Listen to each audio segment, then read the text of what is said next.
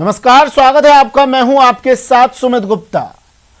जैसे ही ये खबर बाहर आई कि भारत बॉर्डर पर एक ब्रह्मास्त्र तैनात कर चुका है और जल्द ही दूसरा ब्रह्मास्त्र भी तैनात होने वाला है, चीन और पाकिस्तान में खलबली मच गई। बीजिंग में इस पर मंथन शुरू हो गया तो पाकिस्तान दहशत में आ गया। उधर पाकिस्तान के पीएम इमरान खान के लिए नवंबर से पहले से भारी था और अब इस खबर से उनकी बोलती बंद हो गई। आज हम अपने इस खास शो में इन्हीं खबरों की बात करेंगे, तो चलिए शुरू करते हैं आज की स्पेशल रिपोर्ट।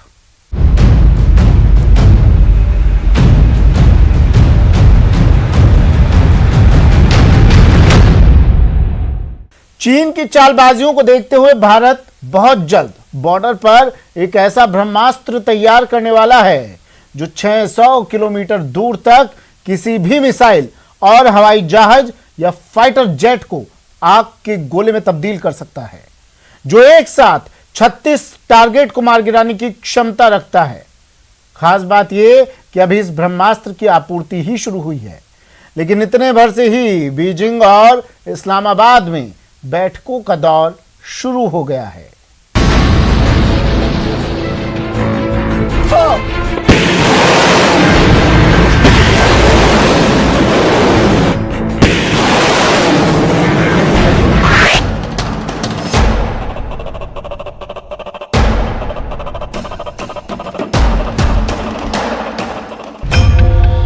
हिंदुस्तान को सबसे बड़े ब्रह्मास्त्र की सप्लाई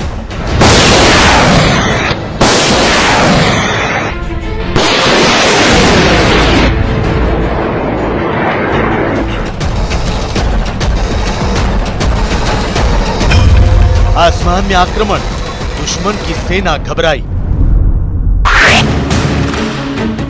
आकाश को अभेद्य किले में तब्दील करने की तैयारी शुरू हो गई है।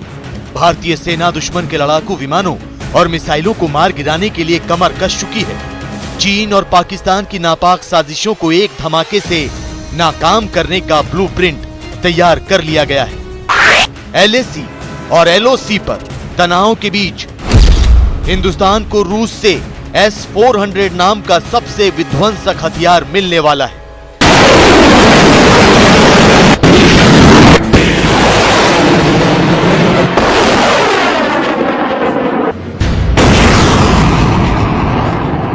रूस ने भारत को S-400 air defence missile system की डिलीवरी शुरू कर दी है। खास बात यह कि इस मिसाइल सिस्टम की पहली यूनिट को इस साल के आखिर तक सेना में शामिल किया जा सकता है।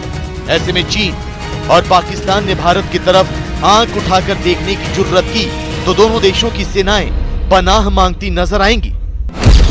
S-400 air defence missile system के रडार एक साथ 100 से 300 टारगेट ट्रैक कर सकते हैं। इस मिसाइल सिस्टम का रडार 600 किलोमीटर तक की रेंज में ट्रैकिंग कर सकता है। इसमें लगी मिसाइलें 30 किलोमीटर ऊंचाई और 400 किलोमीटर की दूरी में किसी भी टारगेट को भेज सकती हैं।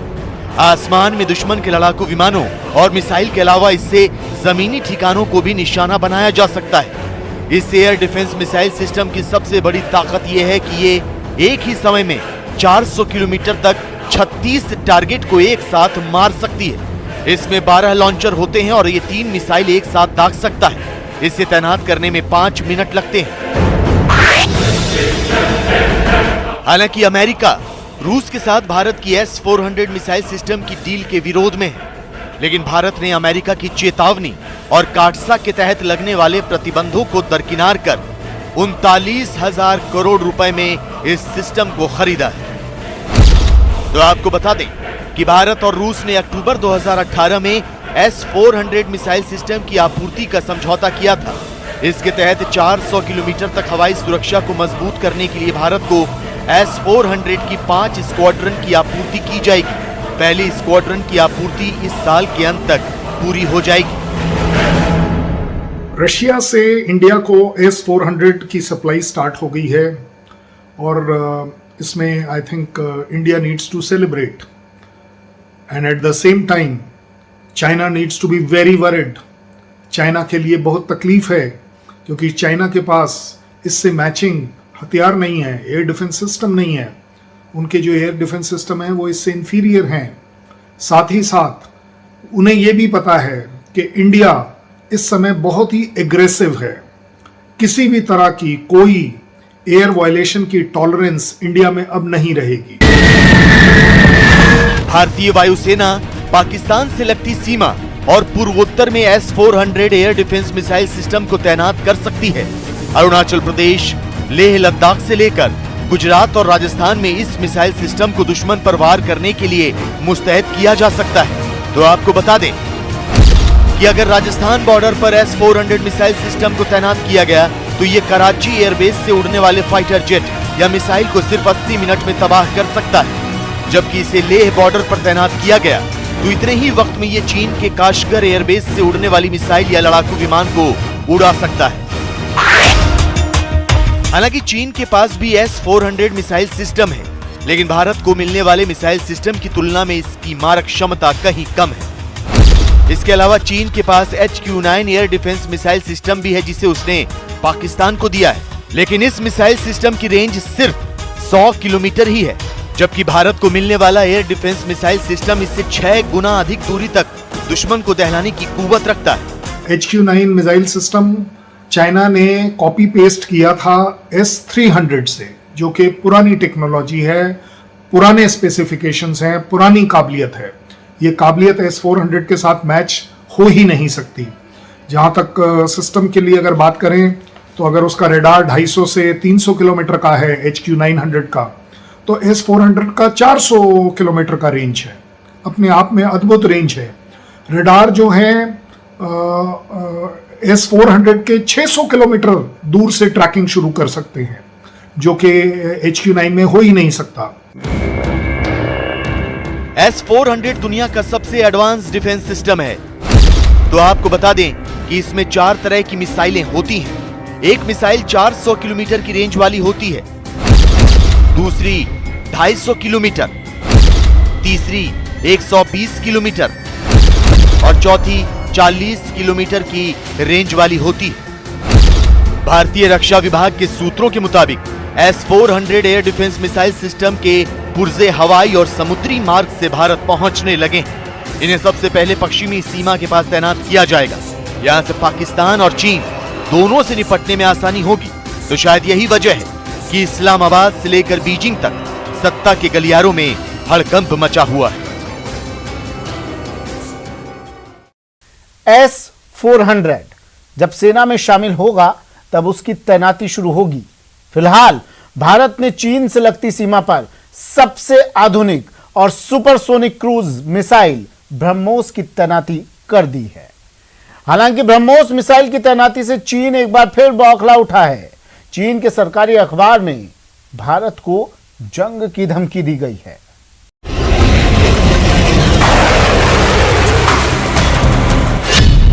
बॉर्डर पर ब्रह्मोस से बीजिंग में हलचल।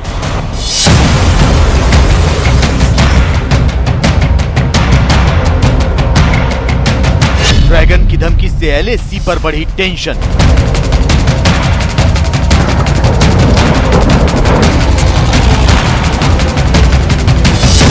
लद्दाख से लेकर अरुणाचल प्रदेश तक चीन भारत के साथ सीमा विवाद की आग भड़काकर तनाव पैदा करने की कोशिश कर रहा है।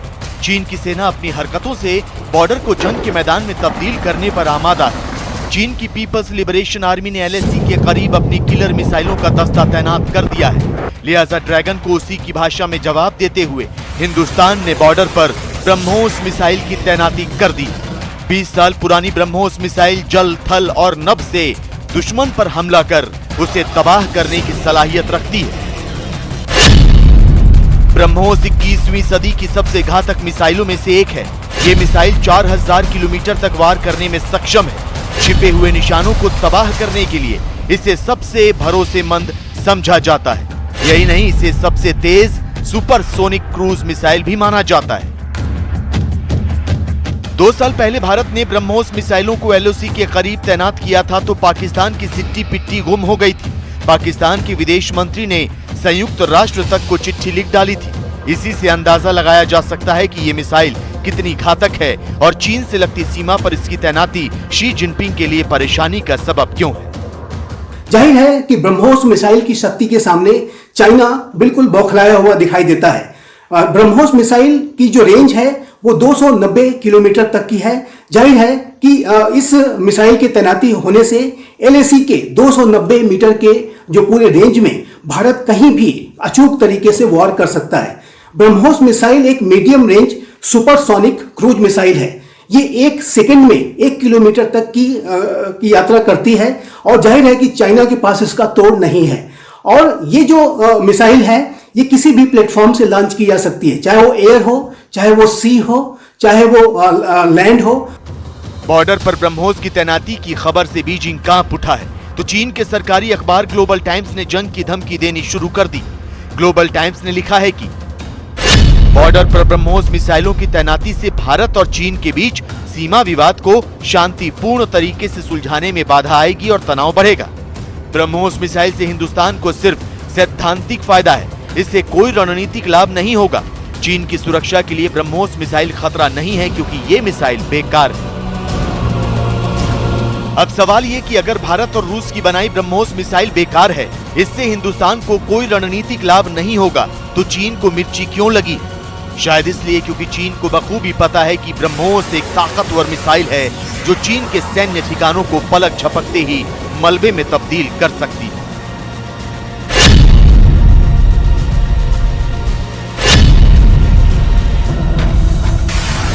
ब्रह्मोस की तैनाती पर जंग की गीदड़ भभकी देने वाला चीन भारत के आक्रामक तेवर से डरा हुआ है। जिस तरह भारत चीन की हर चाल का जवाब दे रहा है, उससे शी जिनपिंग को एहसास हो चुका है कि हिंदुस्तान की फौज लाल सेना को घेरने की तैयारी कर रही है। लिहाजा चीन बड़ी ही तेजी से LAC के करीब निर्माण कार्य कर रहा है। हाल ही में अमेरिका की खुफिया रिपोर्ट में दावा किया गया था कि चीन ने भारत से सटे सीमाई इलाकों में सड़क, पुल, सुरंग और बंकरों का एक नेटवर्क खड़ा किया है। अब सैटेलाइट तस्वीर से खुलासा हुआ है कि चीन अवैध तरीके से कब्जा किए गए अक्साई चीन में नया नेशनल हाईवे बना रहा है। इस सैटेलाइट तस्वीर के जरिए दावा किया गया है कि चीन ने अक्साई चीन को भूटान से जोड़ने वाले नेशनल हाईवे 580 के निर्माण का काम काफी हद तक पूरा कर लिया है। भूटान में चीनी वायुसेना का अड्डा भी है। चीन यहीं से लद्दाख में भारत की हवाई सीमा की निगरानी करता है। चीन के इस नेशनल हाईवे 580 के 2022 में शुरू होने की संभावना है। इस हाईवे से LAC तक चीन की सेना पहले के मुकाबले काफी कम समय में पहुंच सकेगी। इससे चीन सेना को बेहतर कनेक्टिविटी और रोटेशन मिलेगी। इस सैटेलाइट तस्वीर में सड़क निर्माण की मशीनरी, सुरंग, सोलर पैनल और निर्माण में जुटे मजदूरों के रहने की जगह साफ नजर आ रही है। खोटान में चाइना का एयर बेस भी है, जिसके के माध्यम से चाइना पूरे लद्दाख के एरिया पर अपनी निगरानी रखता है। जाहिर है कि नेशनल हाईवे 580 पर एक बार परिचालन शुरू हो गया तो चाइना अपने ट्रूप्स का मूवमेंट इस नेशनल हाईवे 580 के माध्यम से LAC के इलाकों में तेज गति से कर सकता है और होटान पर भी वो अपने एक्सेस को और अधिक बेहतर करा सकता है। और जाहिर है कि इस नेशनल हाईवे 580 के माध्यम से ट्रूप्स के मोबिलाइजेशन में चाइना को काफी मदद मिल सकती है, जो कि भारत के लिए एक चुनौती की बात है। जुलाई में चीन के राष्ट्रपति शी जिनपिंग ने तिब्बत का दौरा किया था, तभी से चीन की आक्रामकता बढ़ी है। तिब्बत में इंफ्रास्ट्रक्चर डेवलपमेंट के नाम पर चीन भारतीय सीमा पर लुन्जे काउंटी, टिंगरी काउंटी और बुरांग काउंटी में 3 नए एयरपोर्ट बनाने जा रहा है। इस परियोजना को मंजूरी जिनपिंग ने तिब्बत दौरे के दौरान ही दी थी। कयास लगाए जा रहे हैं कि चीन इन एयरपोर्ट्स को मिलिट्री हितों को ध्यान में रखकर डिजाइन करेगा। ऐसे में ये कहना गलत नहीं होगा कि भारत के आंख से आंख मिलाकर बात करने का अंदाज चीन को खौफजदा करने लगा है। और अब बात पाकिस्तान के प्रधानमंत्री इमरान खान नियाजी के ब्लैक नवंबर की। लगता है इमरान खान के लिए नवंबर का ये महीना बहुत भारी पड़ने वाला है। इमरान के सिपहसालार कमर जावेद बाजवा ने उन्हें कुर्सी छोड़ने का अल्टीमेटम दे दिया है। पिछले कुछ महीनों से नाराज चल रहे बाजवा ने इमरान को 20 नवंबर की डेडलाइन देते हुए कहा है कि पीएम पद से इस्तीफा देने के अलावा अब उनके पास कोई चारा नहीं है। 20 नवंबर को इमरान खान देंगे इस्तीफा। बाजवा संभालेंगे आतंकिस्तान की कमान। पाकिस्तान में तख्ता पलट का काउंटडाउन शुरू हो चुका है। जिस शख्स को इमरान खान ने सबसे दुश्मनी मोल लेकर सेना प्रमुख बनाया, अब वही शख्स इमरान खान को प्रधानमंत्री की कुर्सी से हटाने वाला है। पाकिस्तान के सेना प्रमुख कमर जावेद बाजवा ने वजीर आजम इमरान खान को 20 नवंबर का अल्टीमेटम दे दिया है। बाजवा ने इमरान खान के सामने 2 विकल्प रख दिए। अगर 20 नवंबर तक इमरान बाजवा की बात नहीं मानते तो उन्हें सिंहासन खाली करना होगा। लेकिन सवाल यह कि बाजवा ने इमरान के सामने 20 नवंबर की डेडलाइन क्यों रखी? बाजवा ने इमरान के सामने कौन से 2 विकल्प रखे हैं? तो सबसे पहले समझिए कि 20 नवंबर का माजरा है क्या।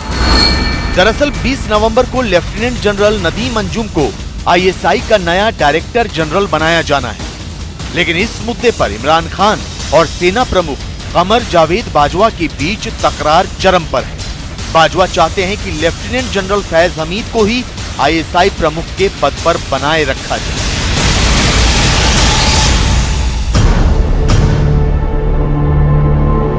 कभी TTP से संघर्ष विराम पर हो रही बातचीत के मुद्दे पर, कभी तालिबान के साथ सरकारी नुमाइंदों के संवाद पर, कभी सेना को बदनाम करने की साजिश के मुद्दे पर, तो अब ISI चीफ के नाम पर इमरान खान और कमर जावेद बाजवा के बीच दुश्मनी की दीवार ऊंची होती जा रही। दोनों एक दूसरे के आमने सामने खड़े हो गए। और तो और न्यूज 18 को मिली एक्सक्लूसिव जानकारी के मुताबिक बाजवा ने इमरान खान के सामने 2 विकल्प रखे हैं।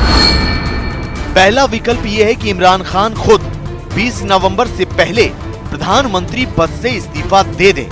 और दूसरा विकल्प यह है कि संसद में विपक्ष इन हाउस बदलाव करे। इन दोनों ही विकल्पों में इमरान खान का पद से जाना तय है। जिस तरीके से आतंकवादी संगठन से जो बातचीत हो रही थी या कोशिश हो रही है, उसको भी इनका बहुत बड़ा रोल नहीं है, उसमें भी सेना और का ज़्यादा बड़ा रोल है। देखा जाए कि जैसे कि तहरीक तालिबान पाकिस्तान से या तहरीक लब्बैक से जो निगोशिएशंस हुई हैं, उसमें पीछे से पाकिस्तान की सेना का बड़ा रोल दोनों जगहों पर रहा है। तो इमरान खान की जो ज़रूरत थी वो पूरी हो चुकी है और अब वो उनकी यूटिलिटी नहीं रह गई है सेना के लिए। इस बार इमरान खान के सामने अपनी कुर्सी बचाए रखने की चुनौती बहुत बड़ी है। इस बार बाजवा ने शर्त नहीं बल्कि 2 विकल्प रखे हैं और दोनों ही विकल्प बतौर प्रधानमंत्री इमरान की विदाई और पाकिस्तान में तख्ता पलट की तस्दीक करते हैं। तो इमरान खान नियाजी के लिए मुश्किल का सबब यह है कि आने वाले हफ्तों में इमरान खान की पाकिस्तान तहरीक इंसाफ पार्टी का साथ उसके 2 गठबंधन सहयोगी MQM यानी मुत्तहिदा कौमी मूवमेंट और पाकिस्तान मुस्लिम लीग छोड़ सकते हैं। सूत्रों ने यह भी बताया है कि PTI के परवेज खटक और पाकिस्तान मुस्लिम लीग के शहबाज शरीफ पाकिस्तान के नए संभावित प्रधानमंत्री हो सकते हैं, जो सिर्फ नाम के PM होंगे। कमान तो बाजवा के हाथों में होगी, वही बाजवा जिनकी आंखों में अब इमरान खान चुभने लगे। नाराजगी की जहाँ तक सेना की सवाल कई वजह हैं। पहली बात तो ये कि इमरान खान चाहे पॉलिटिकल फ्रंट हो या इकोनॉमिक फ्रंट हो, वो दोनों तरफ कुछ नहीं कर पाए। और जो उन्हीं ने वायदे किए थे कि लाखों मकान बनाएंगे और जॉब्स दिलाएंगे और बड़ी बड़ी बातें की थी, वो कुछ नहीं। तो जनता में उनकी सपोर्ट बहुत कम है। और दूसरी तरफ ये है कि तालिबान जो सत्ता में आए वो सेना की मदद से आए, उसमें इनका कोई रोल नहीं है। और इकोनॉमिकली भी ये पाकिस्तान जो है वो FATF की ग्रे लिस्ट में पड़ा हुआ है। इमरान खान और कमर जावेद बाजवा कभी दोस्त हुआ करते थे, लेकिन अब कट्टर दुश्मन है, क्योंकि बाजवा भी सत्ता के भूखे हैं और उन्हें भी पाकिस्तान में तख्ता पलट का इतिहास पता है। लिहाजा उन्होंने बड़ी ही चालाकी से तहरीक लब्बैक पार्टी और इमरान सरकार के बीच मतभेद पैदा करवाया। उसके बाद विपक्षी दलों को लामबंद कर इमरान खान के खिलाफ माहौल तैयार करवाया और अब इमरान के सामने 20 नवंबर की डेडलाइन रख। पाकिस्तान के प्रधानमंत्री इमरान खान हर तरफ से घिरते दिख रहे हैं। सेना और विपक्ष उनके खिलाफ हो गया है, तो जनता भी बढ़ती महंगाई की वजह से बगावत पर उतारू है। आलम यह है कि इमरान की गलत नीतियों की वजह से पाकिस्तान की आवाम को अब गैस की किल्लत से भी जूझना पड़ रहा है।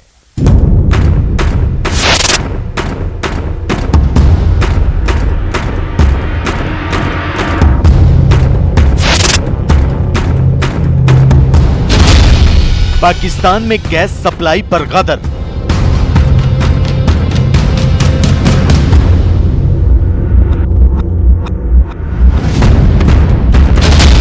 किचन में पहरा, यातायात पर असर।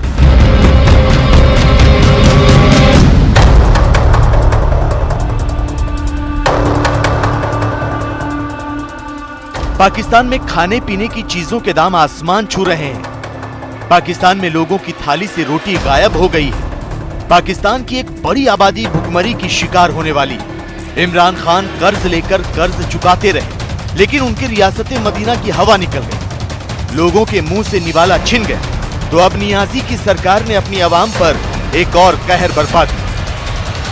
चूल्हों से गैस गायब है, लोगों को खाना बनाने में परेशानी का सामना है। गीजर नहीं चल रहा, गर्म पानी भी नहीं मिल रहा। कराची के मुख्तलिफ इलाकों में गैस लोड शेडिंग ने लोगों के लिए मुश्किलात खड़ी कर दी हैं। लियारी, ओल्ड सिटी एरिया, लाठी, कोरंगी, गुलशन इकबाल, गुलिस्तान जौहर और दीगर इलाकों में लोगों को गैस की किल्लत का सामना है। गैस का बहुत मसला चल रहा है। सिलेंडर से गैस भरा के रोटियां पकाते हैं, कभी खाते कभी नहीं खाते, ऐसे काम पे चले। गैस का दोपहर का खाना, रात का खाना, नाश्ता सारा बाहर से लेना पड़ता है।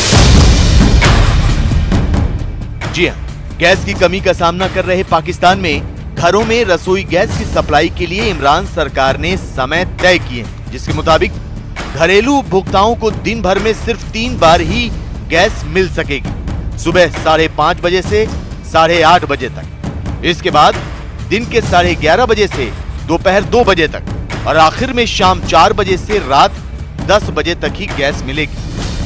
आगे आपने कोई मंसूबाबंदी नहीं की। हर महीने हम पढ़ते हैं कि जी LNG कॉन्ट्रैक्ट नहीं हुआ, कभी एक्सपायर हो गया, कभी फर्म ने वापस ले लिया। We see no plan. जबकि हुकूमतें नॉर्मली लंबे साल भर 3 साल के कॉन्ट्रैक्ट साइन कर लेती हैं ताकि उनकी प्राइस लॉक इन हो जाए और लोगों को तकलीफ ना हो। लेकिन यहाँ तकलीफ तबाही सरकार ने कुछ लॉक इन नहीं किया और खड़े होके मैं गारंटी करती हूँ कहेंगे कि देखिए जी बांग्लादेश में ये हो रहा है और हिंदुस्तान में ये हो रहा है। कुछ नहीं हो रहा है ऐसा। वहाँ उन्होंने खरीदी होगी महंगी गैस, लेकिन उनका रुपया, उनका टका आपसे बहुत स्ट्रांग है।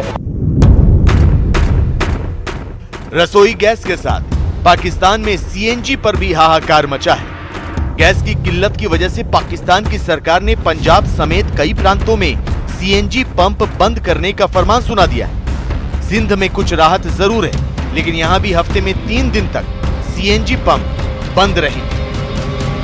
इस वाले से इन्हें जो है वो मैनेजमेंट करनी चाहिए, क्योंकि ये तो हर एक की जो है वो नेसेसिटीज़ में से है। तो हर चीज़ भी जो है वो महंगी कर रहे हैं और इस तरह से अब ये गैस की जो किल्लत का इन्होंने जो है वो दावा किया है, तो ये तो बिल्कुल जो है वो गलत है। गैस भरवाते हैं, पहले हमारा सिलेंडर फुल होता था, अभी एक दिन खाली छोड़ते हैं तो फिर जाके भरवाते हैं। तो वो भरवाते हैं, वो भी हम वो उससे पानी गर्म नहीं कर सकते। जाहिर है पाकिस्तान की जनता गैस की किल्लत से बेहाल है, लेकिन सवाल ये है कि पाकिस्तान में गैस की कमी हुई कैसे। तो आपको बता दें कि गैस की किल्लत का पहला कारण है घरेलू गैस भंडारों की कमी, दूसरा कारण है गैस आयात में कमी, तीसरा कारण है बदहाल अर्थव्यवस्था और चौथा कारण है खाली हुआ सरकारी खजाना। इमरान सरकार को इन तमाम कारणों का इल्म था। इमरान खान को पता था कि सर्दियां आते ही देश में गैस की किल्लत होगी, लेकिन इससे निपटने के लिए सरकार के पास ना तो कोई तरकीब थी और ना ही कोई प्लान। स्पेशल रिपोर्ट में आज के लिए इतना ही। दीजिए इजाजत, नमस्कार।